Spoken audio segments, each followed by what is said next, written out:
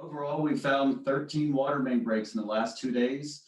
We have a few of them ongoing getting fixed. We have 4 or 5 that we fixed already, and it's helped our system out a lot. So I want to thank everybody, and please, if you see water bubbling up out of the street, that is normally a water main or a water service leak, and keep calling those in to help us out get those fixed. I would like to clarify, the city of Midland is not in a boiled water notice. It has never been in a boiled water notice. The international airport is a totally separate water system, and they were on 3:30 p.m. on the 16th to 3:30 p.m. on the 17th. They were in a boil water notice then, but they are no longer there. And that was based off some pressure loss at the tower and the wells heads there.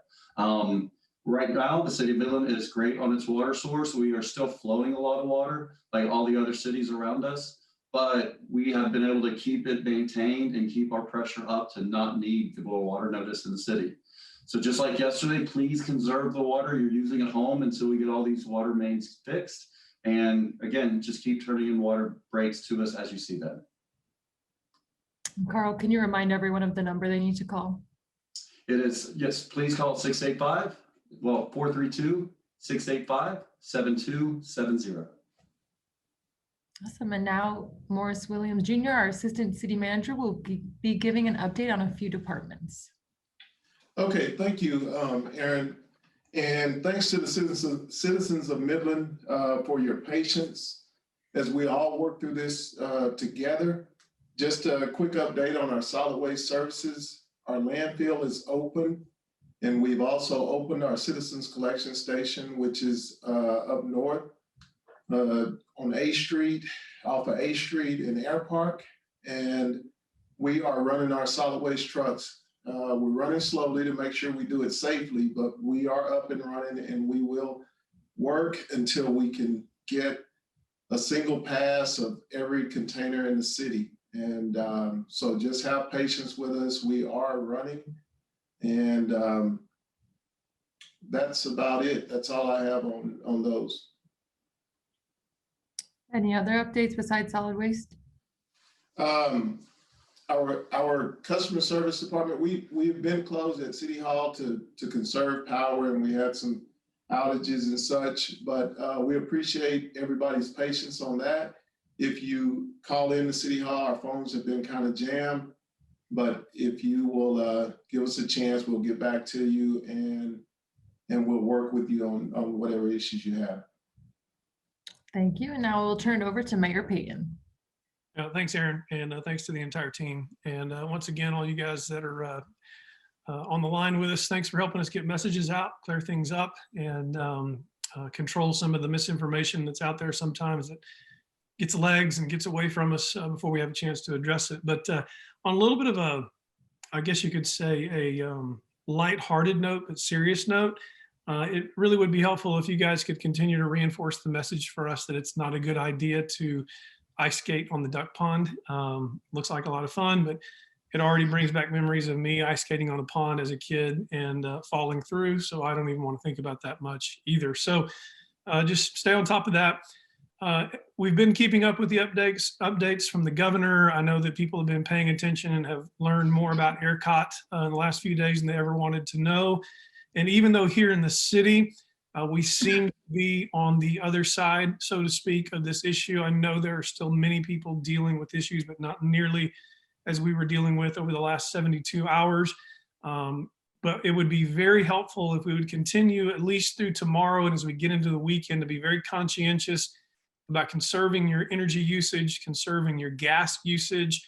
We did mention yesterday, it's probably not a good idea yet when your power comes back on to immediately try to catch up with all of your things you got behind on as far as laundry and dishes and different things. We just don't need to be surging, because really what's at play here is the entire state, not just Midland. That's hard to comprehend, but it's going to be important for us to take care of the gift we have of coming out the other side and not abuse that privilege that we have at this point. Even though things are crazy all around us, we need to keep that conservation message going. It looks like tomorrow, if the weather holds, we'll get past this freezing by the middle of the day tomorrow. So if we can keep this message of conservation going, that'd be helpful. Also want to give a huge thanks to those who have been opening the warming centers, the First Baptist, First Methodist, True Light, all of our team at the county who have been doing everything to keep things going and keep people the warmest they can possibly be. That's been a great thing as well. And just a shout out to our Midland citizens. I think once you guys helped us get the message out about how this whole electrical thing is out of our hands, our community began to realize that we were just going to have to rally on this together because it was out of our hands. So appreciate again you helping us get that message out, that we didn't have a switchboard in the basement of City Hall that we were playing games with and seeing who we were going to turn on and who we were going to turn off. So it's been a great partnership between you guys, everybody at the city and the county and the hospital. And just thanks for all that. Past that, I don't have any other updates. And so we'll be happy to take any questions. First one is from Caitlin at the MRT. It's for you, Carl. She asks, what risk is there of water main breaks continuing as freezes thaw out? So once the freeze does thaw out, we will actually see, more than likely, we will see more breaks than we're seeing right now. That's normally when our water mains break, is during the cool down. But again, we've had so many during the freeze this time just because the freeze has been so long. So we expect probably getting into Sunday, Monday to start seeing a lot of lines, probably about the same number, 12, 13 lines break throughout town. And mainly that's because in the older areas of town, the lines are not really that deep, maybe 2.5 to 3 foot deep, that's the ground will freeze that low. So that's what we're looking at. We will see more main breaks next week. Her follow-up question is, how are you preparing for that? We have 3 emergency contractors on call, and we're ordering all the different pipe clamps, the ways we fix the lines. We're ordering extra material right now, and we have our emergency contractors agree if they can or can't work in this time frame, which they're all on the line and prepared to help. Why were the majority of breaks in Southeast Midland?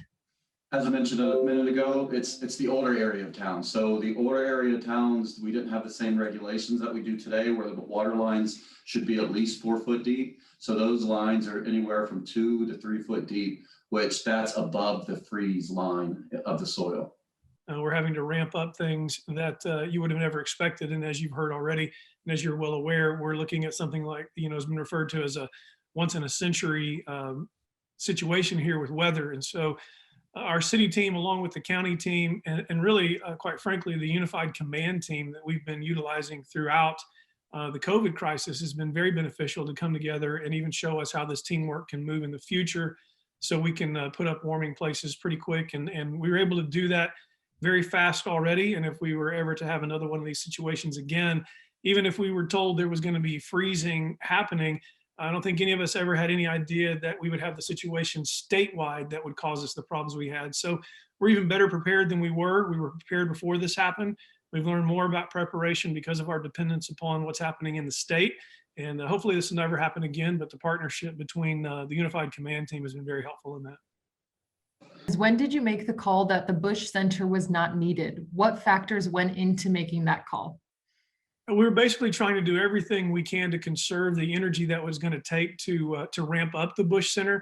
So we were just staying in connection with those warming centers that were popping up around town. And again, a huge thanks to those, the First Methodist, the First Baptist, the True Lights, and others. And as soon as we did not see an escalating need, so we didn't see the need to spend the time and really the energy, literally the energy, to heat up and get everything running at the Bush Center. We wanted to keep that power down as much as possible to help in this situation, but it was ready to go up if we needed it to. And then the next question is for you, Carl. They asked, can you mention where the water main breaks have been? There we go. They've actually been scattered all over town. Today, most of them have been centered around the downtown area. Down along Wall Street, up around the YMCA, again, the older area of towns, but they have been scattered. There's one up in Green Tree today, one out on Wadley. So it isn't a cluster area. The next question is from Caitlin for Mayor Payton. She asks, you said a couple of days ago you were speaking to Congressman Pfluger about what he can do to prevent this situation from happening again. What do you think can be done on the federal level? Well, that's going to be a great answer. We're all going to look for is what can be done on the federal level, but there's going to have to more be done on the state level. And Caitlin, once we get sort of past all the finger pointing of whose fault this is, whether it's ERCOT, Encore, or whoever it is, there's going to have to be a much longer discussion and a deeper discussion about the reliability of our electric grid and really the value that West Texas plays in that and how we should be a vital part of that conversation and the dependability of that. And credit to Congressman Pfluger, who really was the first one to reach out to us and reach out to everyone in this region and say, how can I help?